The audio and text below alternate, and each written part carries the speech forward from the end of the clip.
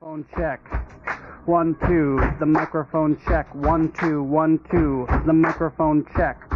I got my headphones tuned between two different AM stations, and my briefcase is full of declassified information. Declassified. Good evening and welcome to News from Neptune for the 30th of November in the 48th week of 2012. For more than 20 years, our program has been a spontaneous and unrehearsed discussion of the news of the week and its coverage by the media. First of all, on a so-called community radio station, and when censored and locked out of there, welcomed, I'm happy to say, by the good people at Urbana Public Television. I'm Carl Estabrook. My discussant tonight is Ron Szoke. Our usual partner in thought crime, David Green, is away, and David Johnson, who has replaced David Green recently in the David chair, is unavailable, I'm afraid. So Ron and I will have to do the heavy lifting ourselves. We'll take turns suggesting an item from the week's news that's been ignored or misreported, sometimes even innocently, and then giving each other a chance to comment on it. Our program's name, News from Neptune, was chosen to honor Noam Chomsky, who's been talking sense about American politics for more than twice the 20-odd years that we have been on the air. Chomsky has said that in the American media, either you repeat the same conventional doctrines everybody is saying, or else you say something true, and it will sound like it's from Neptune. Today is November 30th, and we have a number of stories that come together under the general rubric of identity politics. So a word about that. It's come up recently a good bit in our discussions here, and I don't think that's an accident. We are becoming more and more aware, I think, that there has been more than 30 years of a particularly vicious class struggle going on in the United States, and the class struggle has been effective. That is, the ruling class is winning. The 1% were finally named by the Occupy Wall Street movement as a way of describing the one side of the class struggle, the 1% against all the rest of us, the 1% against the 99%, those who claim to own the society, over against those of us who have to sell our labor at what we hope is a good price in order to eat regularly. This struggle has characterized the modern era for literally centuries, but it's taken a particular turn in America since the 1970s. And like a lot of major social changes, we become aware of it only with some difficulty. Alfred North Whitehead at the more than a century ago said that in every age there is a form to the forms of thought. And like the air we breathe, it is so translucent that we become aware of it only with great difficulty. And I think it's true that for most Americans, we have become aware of this particular modern form of class struggle only with a great deal of difficulty, not just because of the inherent difficulties of understanding it, but because of a conscious and very effective attempt by the American ruling class to cover its tracks. Noam Chomsky wrote an influential and important book a generation ago called The Manufacture of Consent, about the way in which the plans and programs of the American ruling class were supported, or rather support was solicited for them from the mass of American citizens by misrepresentation, by lying. That's what the American media are primarily in the business of doing, and so we go through things like this recent quadrennial quadrille, the presidential election where the candidates are marketed like toothpaste, and the discussion of policy is insulated from political discussion almost entirely. Now, the situation in America for more than a generation has been of successful class struggle on the part of the 1%, and that's illustrated by the fact that the very rich in this country, really a fraction of that 1%, have gotten immensely richer in that period, while the vast majority of Americans have become poorer or have stagnated economically over that time. The wage level in the United States is essentially stuck at the level of 1973 for almost every American. Vast productivity gains over more than a generation, but that productivity gain has resulted in an accrual of wealth to the 1%, while the remuneration to the vast majority of Americans has remained essentially constant. The result is that the country is far more unequal than it was in the 1970s. That inequality has grown apace and grown at an accelerated rate. Now, once again, that's not entirely an accident. And we can almost date the emergence of the new regime, of the heightening of the class struggle, with two documents. The so-called Powell Memorandum of 1971 by an attorney called Lewis Powell, who was to have a Supreme Court gig after a while, and a book published by the Trilateral Commission in 1975 called The Crisis of Democracy. The memo and the book make interesting reading right now because they're talking about a common theme. They're saying, look, things are getting out of hand. What they're talking about is what in our historical shorthand has come to be spoken of as the 60s. The 60s in America, with its severe critique of American politics and indeed American society, as it became clear that those American politics, and particularly the politics of foreign war, were a result of the structuring of American society by the 1%. Didn't even have terminology to talk about it at the time. But the 60s progress in this regard set off an alarm for the 1%, and that alarm was expressed in these two documents and, of course, in many other places. But the 1% didn't just view with alarm the crisis of democracy. That is, the crisis was there was getting to be too much democracy, and it had to be stopped. They didn't just view with alarm the situation that the Powell memo talks about, which was the growing involvement of Americans in politics and their movement towards social justice. The notion was that this had to be stopped, that this turn towards democracy and social justice in America from the 60s had to be brought to an end. And there was a conscious policy on the American ruling class to do it. The policy eventually had a name, but it's a name that's still not known, I think, to most Americans. The name is neoliberalism. Neoliberalism is the term that's been given to this counterattack by the American ruling class to the 1%, to the 60s, rather, a counterattack by the 1% on the 1960s. And it involved a response by the American left or American liberalism. I'm not even sure you could make a sharp distinction between the two as the 1970s began. But the response of the American liberalism, as described, for example, in Chris Hedges' recent book, The Death of the Liberal Class, was peculiar and, once again, I still think is not all that well known. What happened was that American liberalism, which since the New Deal had always been a critique of economic exploitation and a demand for more economic equality, the Democratic Party became, to everyone's amazement actually, in the 30s, the party of the working class because it was understood to be the party that was calling for an end to economic exploitation and an expansion of the increase in economic equality in America.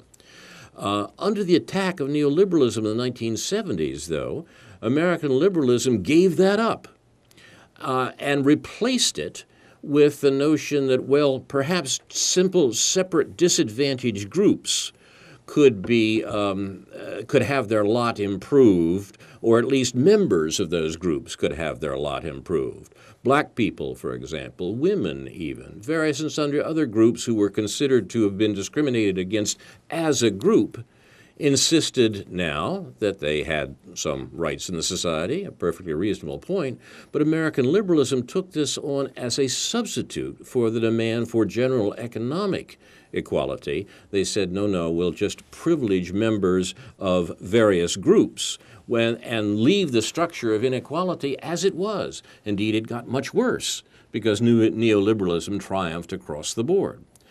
This privileging of members of identified groups by race, by gender, what have you, came to be called identity politics. And the great turn in American liberalism in the 1970s was to substitute identity politics for the demand for equality that existed still, at least in the rhetoric, of the Democratic Party, particularly since the New Deal.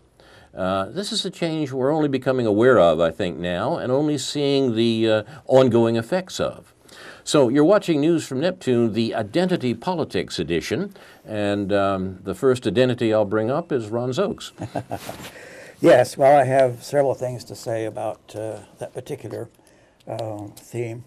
I think it's broadly true that a number of social thinkers gave up on the notion of class conflict at the time, and there was a lot of confusion out there, I think, in the public, young people unable to find a personal identity in the notion of class conflict, and wondering endlessly about what am I and who am I and what group do I identify with.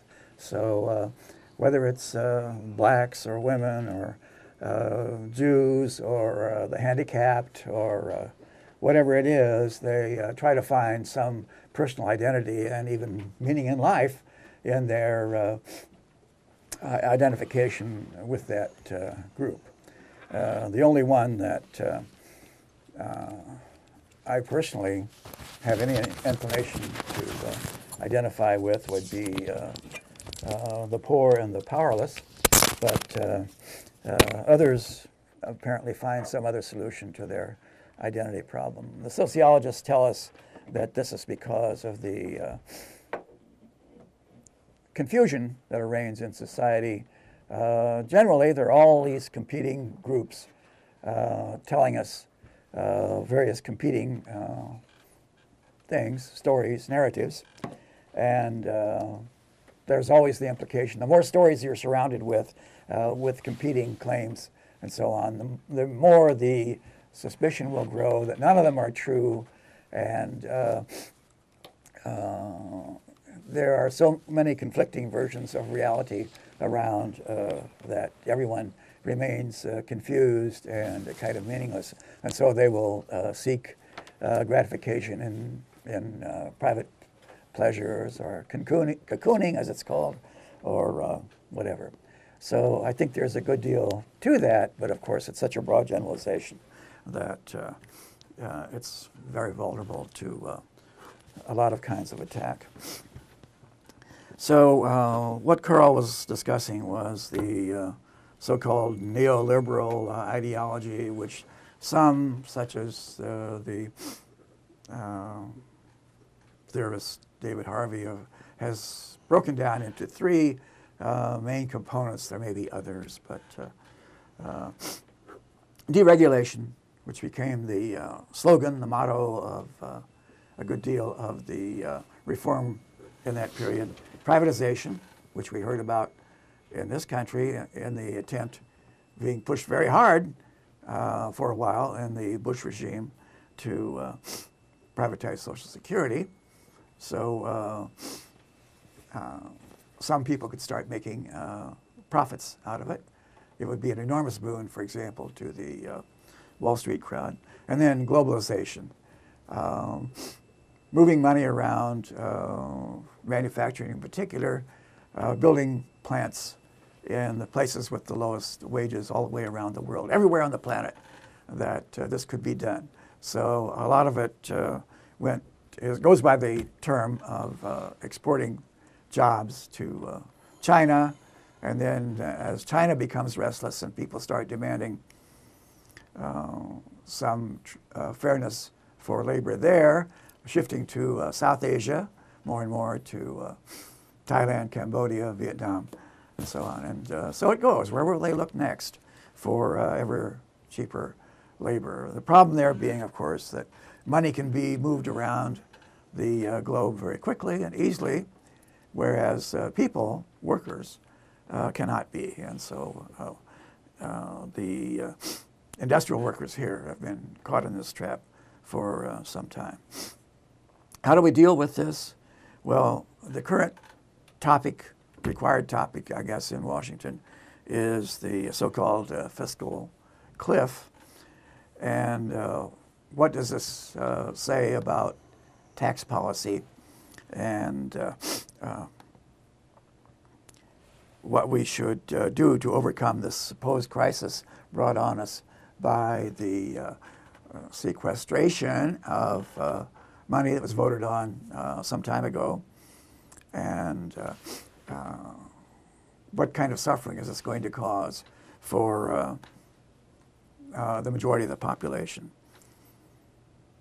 The obvious response to this is, in some minds anyway, getting the very rich, the 1 or 2%, to pay a fair share, what's called a balanced amount of the taxes that will help overcome the deficit and ultimately the national debt. So where's it going to come from? Well, the solution that's obvious to a lot of people is we tax the rich more. Here's a article about the survey results in the Huffington Post. Taxing the rich remains a popular policy with the American people, according to a new poll by the Washington Post and ABC News.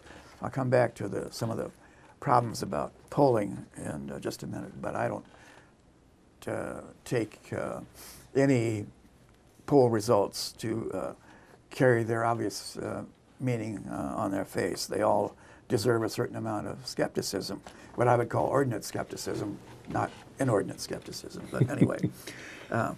Like the Republicans. Yeah, election, huh? 60% of poll respondents said they supported higher taxes on annual incomes above $250,000, with 37% opposed. So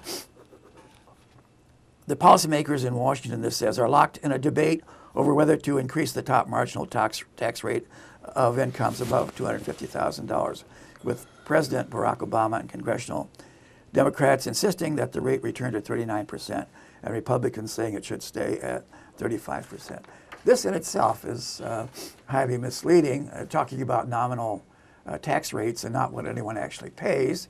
What people actually pay, of course, their marginal tax rate in the end is typically a third of that, or sometimes less. In the case of many corporations, many people don't realize that the majority of them don't pay any income taxes at all. They have various ways around that.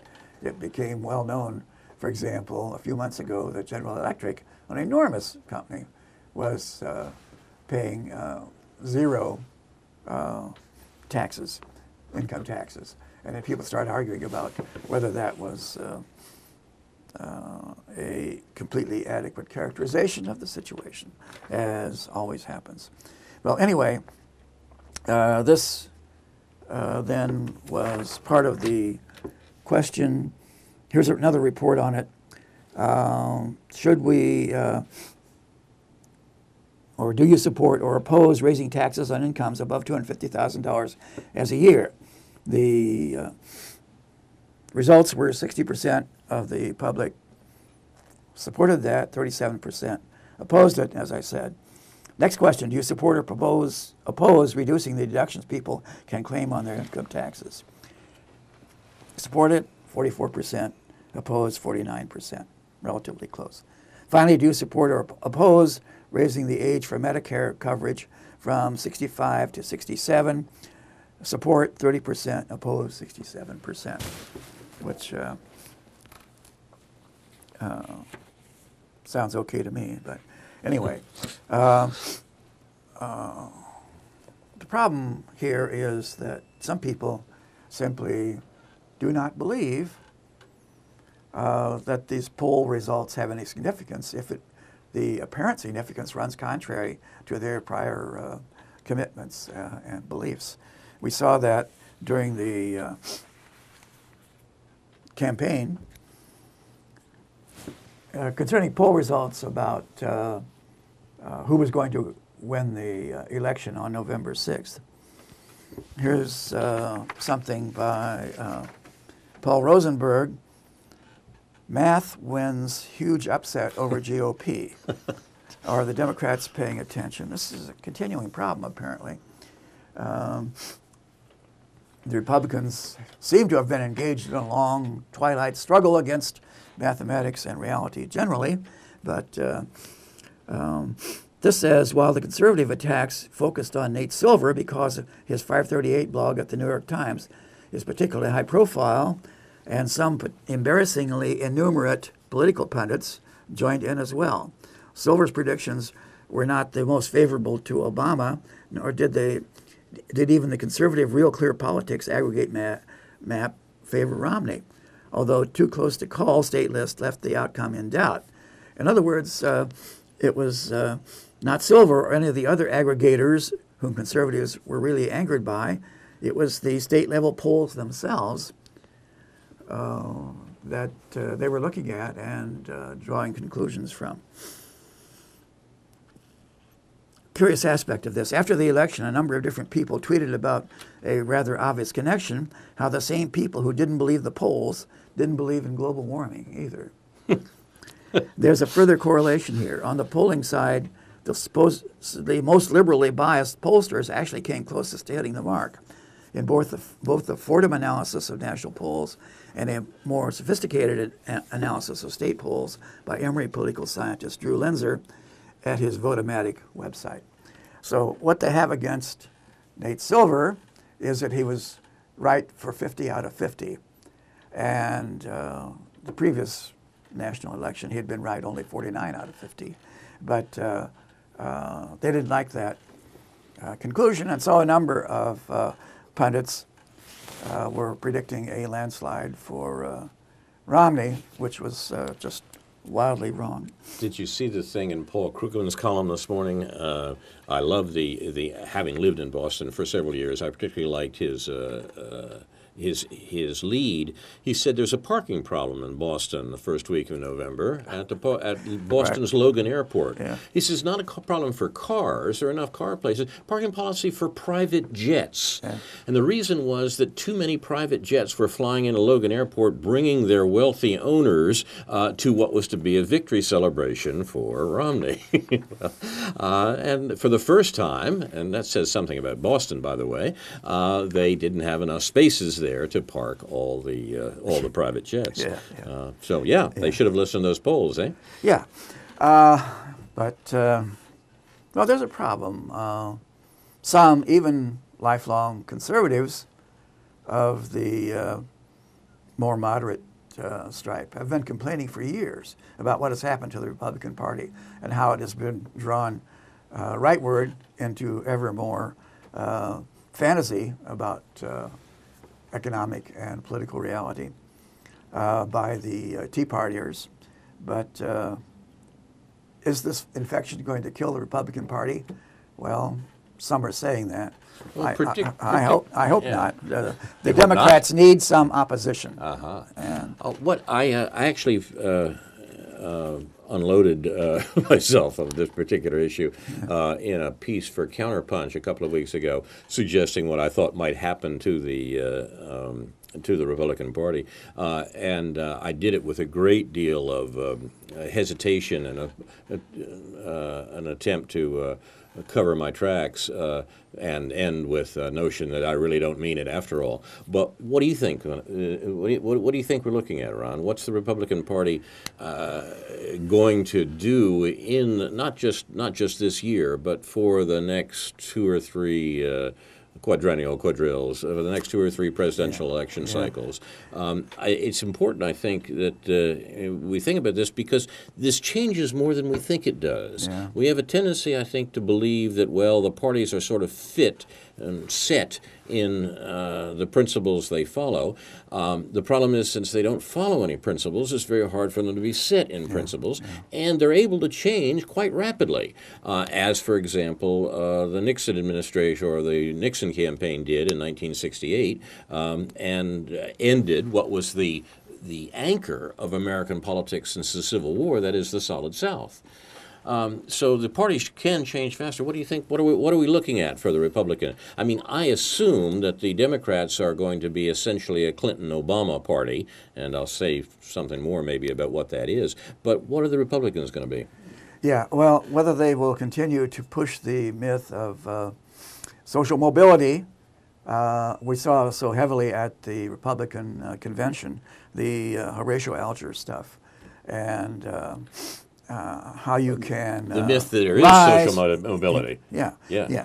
You can rise as an entrepreneur and so on, and Right. We should not tax the rich because that will destroy the motivation of people to achieve economic success and provide jobs and so on. So these job creators will, if they're paid maybe only $20 million a year instead of $25 million a year, will lose all of their impulse to go out there and start creating jobs. For the Republican Party, you're suggesting that way lies death and destruction. Yeah, I mean, you know, one of my favorite lines from the campaign was Romney saying, well, look, I mean, if you're a young person starting out and aren't any jobs, borrow money from your family and start a business of your own. Yeah. Now, that's wonderful. I mean, that's so good and so true for a very tiny minority of Americans. Yeah. But, you know, when the candidate is saying things like that, he's so distanced from reality anyhow, you know, that Republicans aren't stupid.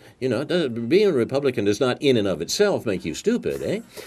But they're going to look at that and say, you know, we can't continue to talk that way because people know it's stupid. Yeah. So what are they going to do? How are they going to get out of it? Yeah. I mean, Well, my suggestion is they embrace the Ron Paul wing of the party. But there are a lot of people who think that's both unlikely and other people who think that's not a good idea. Yeah. But I mean, what I'm talking about here is not what we'd like to see them do so much as to what do you think, if we're having this discussion 10 years from now, God help us, what are we going to say about the development of the post-Romney Republicans? Yeah. Well, again, I think there will be a gradual realignment of the parties, and there will be a shrinking right wing of the Republican Party. But this myth of rising socially and economically, if you work really, really, really hard, is going to be a long time dying. Oh, really? You think so? Yeah, yeah. And I'm not sure any significant number of people still believe it, but because it's so obvious that you don't get anywhere, you don't rise economically and socially to any significant degree by working for someone else. And the number of cases in which that happens are shrinking, and it's becoming well known among the researchers that social mobility is greater in the socialist and social welfare states of Europe than it actually is in the USA. Yes, exactly. And a lot of people haven't caught up with that yet, and may be inclined to deny it. But again, the evidence is there. So another indication is that even some of the big rich are now saying, look, tax us. Like Warren Buffett on the Daily Show this week saying, he'd be willing to go all the way up to 30% himself. Yeah. New York Times, November 25th, The Minimum Tax for the Wealthy by Warren Buffett, the supposed, prophet of Omaha or whatever. Yeah. But, Prophet is a wonderful pun. Yeah, right. And George Soros. So these two guys suggest that total economic determinism is not completely true, but anyway, it is these days. Huh? Yeah. But there it is. On the right wing, there is a lot of what is called cognitive dissonance, people in what the sociologists call cognitive minorities, people who believe or say they believe or seem to believe things that the great majority of other people just don't believe, or those who are the best informed about particular fields. Not only about biological evolution, but about climate change and a number of other topics. So there are still people who are talking about the tax picture, trying to sneer at what they call a tax the rich policy, as if ho ho ho, we know all about that, or soak the rich, or whatever it's called. And well, we don't know all about that, because it may be exactly what's needed at the present time in order to save the American economy as a whole and restore growth to it. But a lot of people are going to tell you the opposite. And why are they saying that? Number of theories, self-interest, or simply because some say that they just don't understand macroeconomics. They just don't get it. They deny that there is any such thing. But anyway. It seems to me that if we're talking about the future of American political parties, the first thing to realize about it is that they're not parties in a sense that a European would recognize, or even a party, I mean, the 19th century party history of the United States is peculiar, but the modern parties are even more peculiar. They're essentially rhetorical strategies. We have spokespeople on both sides working for the 1%, trying to convince the 99%, whose interests are diametrically opposed to those of the 1%, that in fact their interests do align with some of those of the 1%. Now that's a tough row to hoe, but one of the people who's done it best, of course, recently is Barack Obama. In his audacity of hope, he sets out a rhetorical strategy that has the effect, it turned out in effect to be remarkably effective regarding the left wing of the Democratic Party. I mean, we forget sometimes that the Democratic Party voted against war in 2006 when it, for the first time in years, gave the American public voted for the Democratic Party, gave control of the Congress to the Democratic Party in 2006 for the first time in a long time, specifically to end the war. There was a vigorous anti-war movement in the early years of the 21st century, which now seem a long time ago, and that Barack Obama was the spokesperson for a co-optation of that movement that essentially elected him president in 2008, Hope and Change, and so forth. And it's set out, as I say, the plan is set out in his Mein Kampf volume from the story of his struggles that he had written before that. Now, I don't think we could deny that it was, in fact, very effective. They did co-opt the anti-war movement to elect Barack Obama because most people thought that Barack Obama was the anti-war candidate. I mean, you know, the best way to co-opt a movement is to lie to the movement that you are in favor of what they're in favor of. Now, when there's a massive increase in the troops sent to Afghanistan, immediately Obama becomes president. Might have got a clue, but still in all, as we've seen, actually to the surprise of a lot of people, that anti-war movement, that left wing of the Democratic Party, remained remarkably loyal to Obama throughout this last election. Okay, so if we're talking about parties as rhetorical strategies, then the question becomes what rhetorical strategy will allow the Republicans of this coming generation to mask the fact that they're working for the 1% and convince the 99% to allow them to do it. And that's the question that led me to think about Ron Paul, as I said. But I don't know. I don't see an easy way out for them, quite frankly, with the possible exception of Ron Paulism. And that has enough contradictions economically and geopolitically to raise some real difficulties. It sounds to me as if you're talking about what some would call a new narrative for the narratives. I thought we didn't we send narrative. Yeah, we exiled that one, or at least. But that's right. That's exactly what I'm talking about. Yeah. In spite of the buzzword. Yeah. But whether they can really sell that anymore, I don't know. Well, it's your possible. suggestion that Horatio Alger may come to their aid, Yeah, I think yeah. is an interesting one. But Yeah. I think, on the other hand, Romney may have blown it.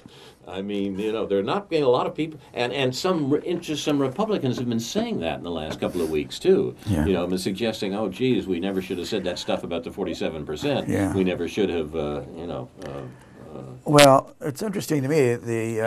but only just to finish that, and have therefore said we've got to start talking to Hispanic. We've got to start talking to the Latino vote. Yeah, the cracks that have started to appear, the fissures among the right wing intellectuals, are those who try to make some claim to intellectual respectability.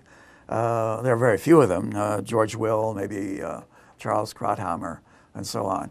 But they're very much caught up in who do we blame and for the Romney loss.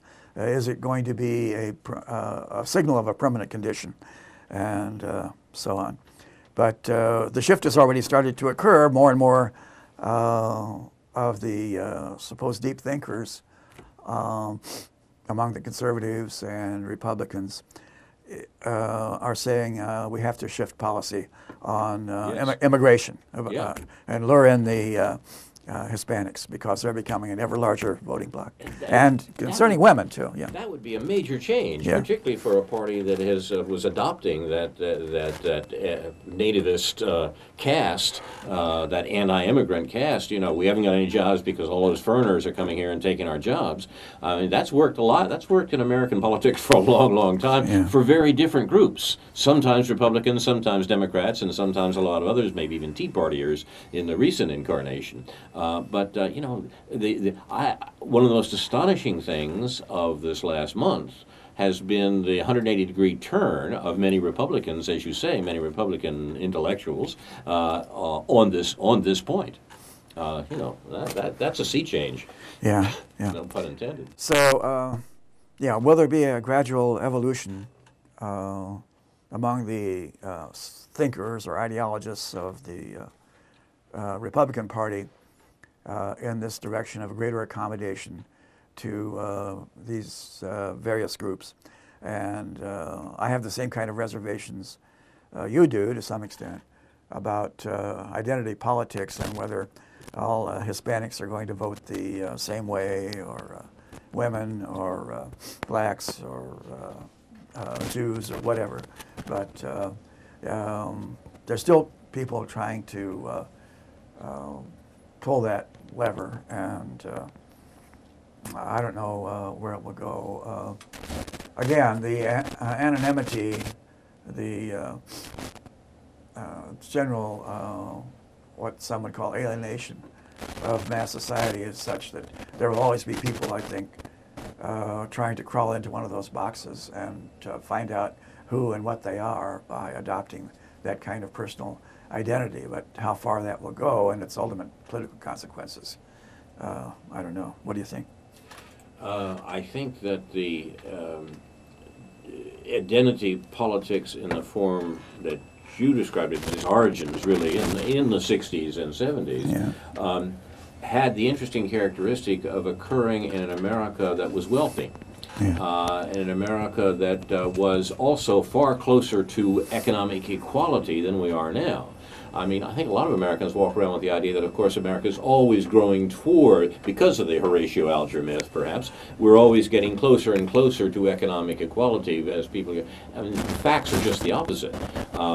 The high point of equality in American society recently was reached in the late 1960s. And the classes have been drawing apart since the late 1960s and continue to draw apart now, so that in America today there's greater inequality, and I'm talking about straight out ownership of wealth and inequality, straight out inequality greater inequality in America than there has been any time since 1929. Yeah. Since the summer of 1929. Right. That is before the stock market crash. Yeah. And that's very interesting, it seems to me, in terms of figuring out what Americans might do.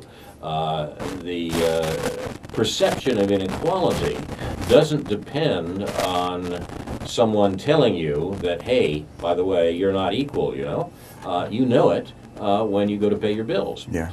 And this is the thing that I think may affect formation of parties, as it already may be doing on things like immigration in the coming term.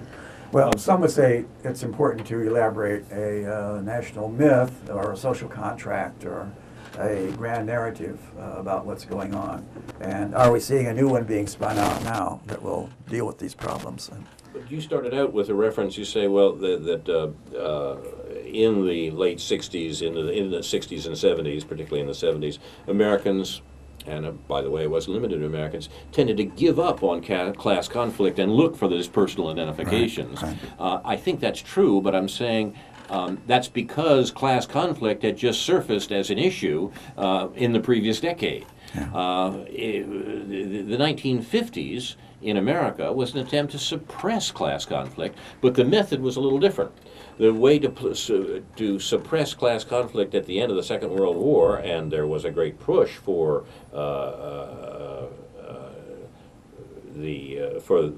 for social progress after the war. After all, what was the war about?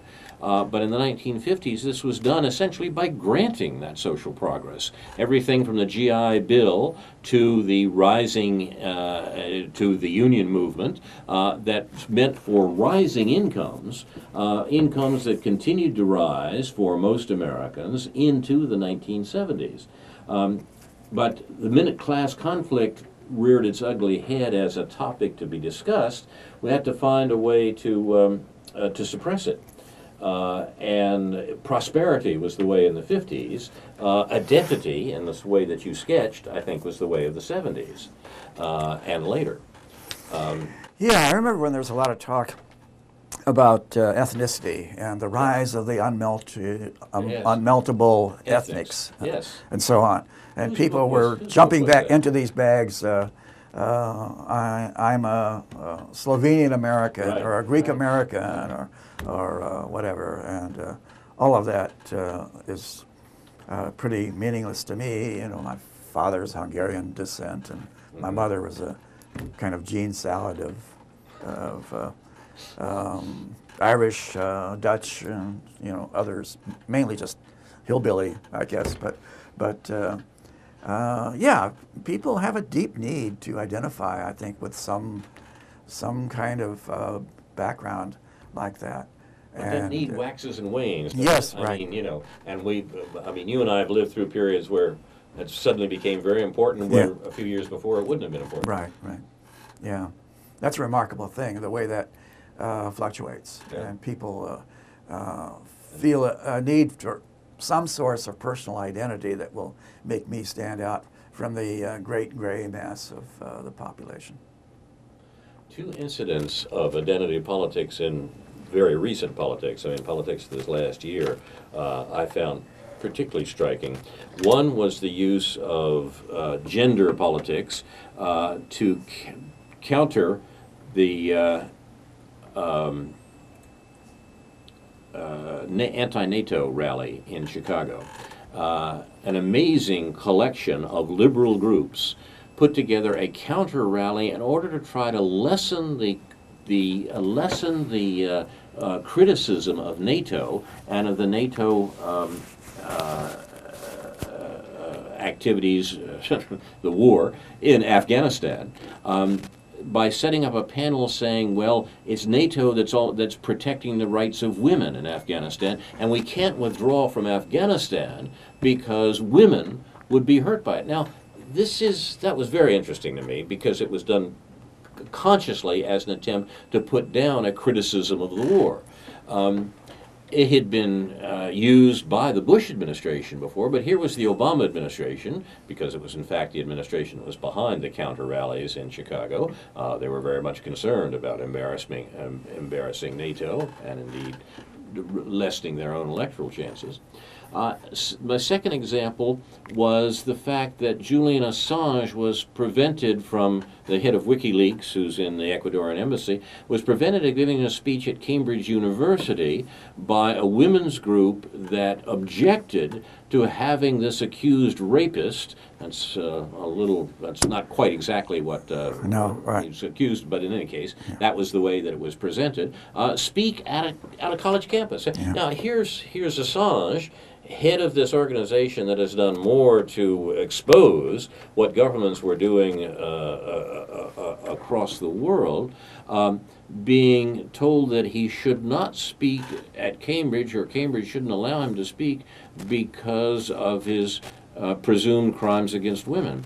Now, identity politics being used there in a, I think, I don't have any evidence about the Cambridge event. We have some evidence about the Chicago event, consciously by governments to protect their politics. Now, that's identity politics in a very interesting way. And there's a third example that's come up just in the last couple of weeks, and that is the arguments about the discussion of Susan Rice as a replacement for Hillary Clinton as Secretary of State. Justin Raimondo at the excellent website called antiwar.com wrote an article entitled "Susan Rice is Bad News. Her appointment will outrage conservatives for the wrong reasons." And we've seen exactly that by some of the greater doofuses in the Senate going after Susan Rice because basically because she's uppity. This is it's very interesting because the defense of Susan Rice has been on the basis of, oh, you're being mean to her because she's female, you're being mean to her because she's black. Raimondo is on to some of this, it seems to me, and even more, Glenn Ford at Black Agenda Report has described this identity politics defense of Susan Rice and condemned it out of hand. He says, as African Americans circle the wagons around Susan Rice, and he's talking here specifically about black members of Congress who are saying, well, of course we have to support Susan Rice for Secretary of State. He says, as African Americans circle the wagons around Susan Rice, one of the most bellicose, bomb at the drop of a hat, Africa-bashing professional servants of power in Washington, America's carefully crafted house of cards in the Middle East faces collapse. And he goes on to talk about how Rice has been at the center of that as a major foreign policy advisor of Obama from the beginning, the woman who is responsible, indeed, for a line I've quoted before about the fact that the Bush administration's use of drones and attacks on Pakistan were merely baby steps, but when the Obama people got to town, why the baby steps would be replaced by giant steps. Yeah. And indeed, she was absolutely right, and she urged it. Now, the interesting development on the Susan Rice case, I think, was sketched in this morning's Democracy Now!, where the war in the eastern Congo was discussed one of the few times, actually, even on Democracy Now!. But the Black Agenda Report article, which I recommend highly, is a discussion of the responsibility of Ms. Rice for supporting what Glenn Ford, the wonderful writer for Black Agenda Report, doesn't hesitate to call genocide in the Congo, that the Western powers, particularly the United States, have done so, and that Susan Rice has been the point person on this operation. It's a shocking story. Yeah. Well, this always happens. It keeps coming up again and again.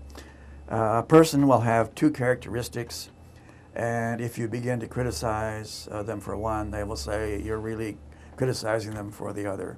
And you're just attacking her because she's black or female or whatever. And I don't know what to do about that except to urge people to think clearly and look at your assumptions and stop the nonsense about attacking her because she's a woman or black or whatever other personal characteristics. Attack her for good reasons. Yeah, she happens to have. But, well, again, part of the general and apparently ever losing fight against confusion and faulty thinking. And we now come to that new element in our show that we call Coburn's Corner, where we try to fight that sort of thinking in the spirit of the late Alexander Coburn, who wrote, "There are certain words which have counter-revolutionary potential, in the sense they have the power to debase and coarsen common speech by repeated and thoughtless use. Those words should be condemned." And he produced a lovely little pamphlet which talks about a good number of those words that should be condemned, and we're trying to do our part to add to it. And Ron, you've been particularly prosecutorial in bringing up candidates for the guillotine. Right. Well, Yeah. you got some this Yeah, week? yeah. Like last week, I mentioned at the end of the day, Oh, yes. or Good one. in the last analysis. That's right. There is no last analysis ever. Let's hope. Yeah. How about awesome? I saw Awesome. Oh, yes. I saw a cute cartoon the other day. Someone saying, "I found out I'm awesome. You should have yourself tested." That's great. I hadn't seen that. I like that. Although I have to admit, I'm vain enough to think years ago, when a young woman, of course it was, said to me about a play that I was in, "Oh, your performance was awesome." I lost it. You were pleased? Yeah, I was disoriented. Yeah. She had what Okay. can I say? Yeah, well, follow her anywhere. yeah, But, going forward. But yeah, going forward. Yeah, yeah, Let's yeah. do it. Let's do it. Yeah. And do the math. I've already alluded Do the math. myself. I Yeah. like that, yeah. The struggle of some of our conservative or right-wing colleagues with arithmetic or mathematics generally. But how about epic? Epic this and that. Epic this Yeah. and that. Or the biblical proportions. when you don't have, when it doesn't have anything to do with Right. biblical proportions. Yeah. I think these may be, there's at least a presumption of guilt here on the part of these terms. Right. Epic biblical proportions. Yeah. Okay. Yeah. But not to mention, what is it? In that same keras, so to speak. No. Well, it'll come to me in Okay. a minute. All right.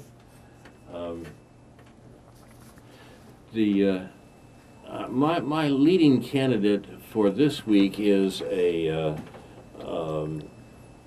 continuation, really, of something I mentioned just at the end last week, and that's the word service, as in "thank you for your service," said to this young soldier on the ads that I saw on television over Thanksgiving during the football games, where all these soldiers, American soldiers, were being thanked for their service, and usually, often the service was specified. The service was defending our freedom.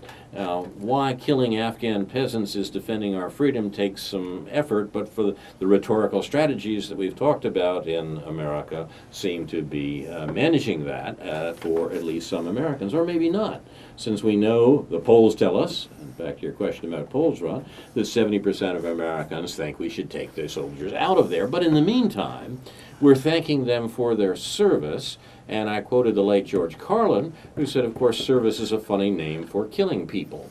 And it's bound up with something else that turned up with some other stories recently that Glenn Greenwald, the wonderful columnist, mentioned. He says there's several revealing lessons about this media swooning for Petraeus, even as he exits from a scandal that would normally send them into tittering delight. First, military worship is the central religion of America's political and media culture. Yes. And I think he's right about that, and I think we've seen the reasons that service is a word that should be sent to the guillotine here. Well, having grown up on the farm, I always understood that to be what the bull does to the cow. And so, you say that as someone, unlike me, who was in the service. Right. Right. You were. Yes. That's what I'm using. Yeah, right. The word I was trying to think of is kerfuffle. Oh yes, I like that one. Oh, yeah. I've Where used did that come myself. from? Suddenly started. I once looked it up, and of course it's going entirely. It's a Germanism, of course, but it's. I did trace down the etymology once because it had the question had come up somewhere, but. We'll have to leave that for kerfuffle. We'll put kerfuffle in the dock Okay. and let the prosecutor work on it for next week. Okay? Right. You've been watching news from Neptune for November 30th and the 48th week of 2012. Our program is named in honor of Noam Chomsky. And this has been, of course, the Identity Politics edition, and I have the sense that we're going to have other Identity Politics editions based on tonight's discussion. Yeah. If this program has interested you, you might want to look for similar programs here on Urbana Public Television, which I might say is now streaming online. You may be watching us online right now at urbanapublictelevision.org, or one word, /livestream. In fact, if you're watching on an old-fashioned television set, try it on your computer. We should mention these upcoming programs. On Saturday at 7 a.m., the David Pakman Show. At 2 p.m., a repeat of this show, News from Neptune. On Sunday at 4 p.m., Labor's Worldview. If David Johnson gets his car fixed and is back in town, we should have a new Labor's Worldview at 4 p.m. with David and Jim Hyman. Weekdays, Monday through Friday, at 7 a.m., Democracy Now!, at 8 a.m., The Big Picture, at noon, The David Pakman Show. And I will mention also, do check the schedule. The schedule is shown on TV before most of these shows, and you can see some of the other things that are going on here at UPTV, including some new news shows. But also some old ones as well. Tuesday at 10 p.m., Aware on the Air, and which you may find some of the regular participants to look familiar if you've been watching our show this evening. I'm in fact Carl Estabrook. My discussant has been Ron Szoke. Both of us do turn up on Aware on the Air. This and other editions of News from Neptune can be seen on the website newsfromneptune.com and on Facebook, thanks to Caleb. I can be reached at carl@newsfromneptune.com and on Facebook. I'm happy to receive your comments, and our thanks, as usual, to Urbana Public Television, especially Jake, Jason, and Caleb. Inshallah, we'll be back next week with a new edition of News from Neptune to remind you, in the words of Edward de Vere, what's past is prologue, what to come in yours and my discharge. In the meantime, confusion to our enemies, and a good night to you.